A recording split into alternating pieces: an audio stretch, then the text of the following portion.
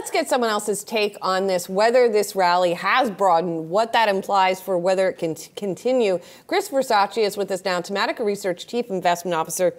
We're going to talk about chips with you, but I had to get you to react to what Jared was just talking about here. I always like going to school. I thought he did a great job. Right? He always does. He does. But, it is interesting because, some of the markets, like the housing market and stuff, I think it's, based on the charts, it's performed a lot stronger than I think a lot of people were expecting.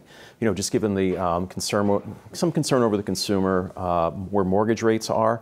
So, to me, a lot of that really popped after the May housing starts data. So I really want to understand what we get later this week in the June housing starts data, see if it continues. Because you made a comment earlier about appliances, furniture, it all ties together. So I think the key here for folks is, take a look across the landscape, get those confirming data points as you start to think about the next move in the market. So as we know, and we'll dive deeper into semis as we talk with you, tech has been the leader in general. What needs to happen for this to broaden out? Well, I think if you step back and think about the market in general, right? The S&P 500, the multiple on 2023 earnings is around 20 times, something like that. So if you look at the, 20-year high in the terms of the PE, forward PE, you're kind of bumping up against that. So I think for the market in general to move higher, you've got to see stronger than expected earnings growth, both for the second half of the year and then possibly for 2024. And make no mistake, it's a high hurdle, right? Second half of the year compared to the first half of the year, the expectation is that basket of 500 stocks grows its earnings collectively just over 7%. Right. Now, is the economy doing better than people expected? 100%. Is the dollar moving in the right direction for multinational companies? Yes. Are we starting to see signs of real wage growth? But all good things. But we also have concern about what student debt payments are going to do when they finally come back in vogue. And last estimate I saw, it said on average it's about $400 a month. So that could be a turbo hit to the consumer as we move into the year end. So there's a lot of questions I think we need to get answers to over the next couple of weeks. And there is also that backdrop of high expectations. So let's zero in on the chip makers, as promised. TSMC and ASML are both set to report this week. Shares of both companies have soared more than 30% year to date. As investors look for AI hype to materialize, what should we expect from these companies? Chris Versace, I know that you are focusing on this area. Most of the attention is focused on NVIDIA. But of course, there are other chip makers out there. How are these guys going to do? So I think you really have to differentiate the two because they are very different types of companies, right? So TSM is the biggest foundry. They make chips for other people, including NVIDIA. They'll be a bellwether for not only Apple, just given their strong relationship, but a lot of the different end markets, right? So high performance computing or data center, right? We've heard comments from Micron that, cloud has been good, AI has been driving their business as well. We should look for some follow through on that. But we also want to understand some of the other end markets that TSM serves. Second biggest one is smartphones, right? We know that there is some excess inventory in the channel, particularly in China, for Android phones. Is that clearing out ahead of the second half, which tends to be a seasonal ramp? So that's going to be key to know for companies like a Qualcomm, a Skyworks, a Qorvo. What are they seeing in automotive?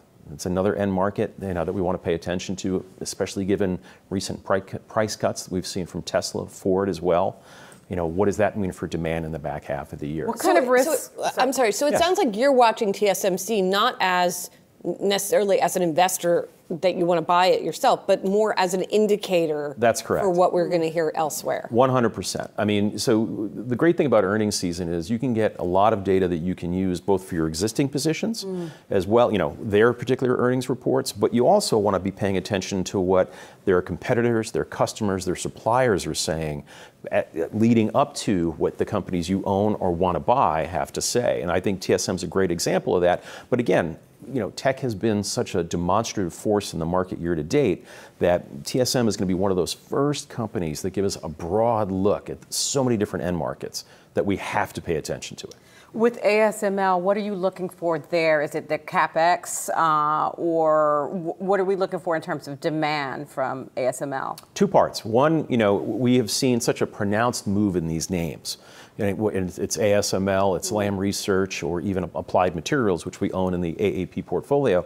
The expectation is that we're going to see a ramp in spending tied to reshoring, not only here in the U.S., but also outside the U.S., both in the Eurozone and Japan. So, these stocks have kind of moved a little bit ahead of that. The funds haven't started to flow, so there's some expectation there. We want confirmation that that flow is starting to happen, that there's a lift in expectations second half of the year and then into 2024. I think the last time I was on with you, Julie, we talked a lot about infrastructure spending. Those stocks have performed extremely well, and this is something in another vein, right? One of the big themes that I've had for this year is really leaning into stimulus spending. So that's everything from the Biden Infrastructure Act, the CHIPS Act, which is obviously referring to the Inflation Reduction Act, and there's a couple others as well. A different type of government spending that is not stimulus spending, at least not coming from the IRA or some of the other recent legislation. Defense spending. Lockheed Martin reported this morning it raised its outlook, is looking for a return to sales growth. There is, however, the matter of the big military spending bill that is in Congress right now. The House passed it. The Senate's going to debate it, but it's been held up by some political issues.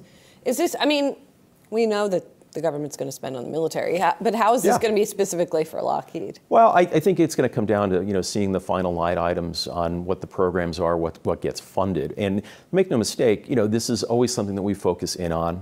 But I think the other part of the story here is non-U.S. spending on defense equipment. And obviously it's made a lot of headlines over the last few quarters, Russia, Ukraine.